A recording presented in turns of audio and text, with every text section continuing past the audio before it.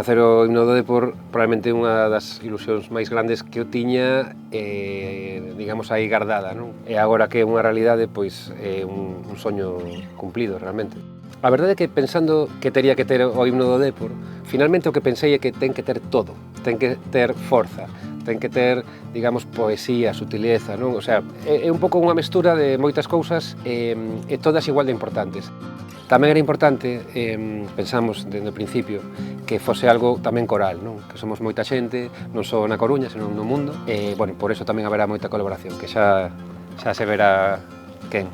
Claro, levo moitas semanas e meses traballando cada verso, cada ritmo, cada colaboración, cada acorde, sabes? Que realmente é a vez que máis tempo estive traballando nun só tema.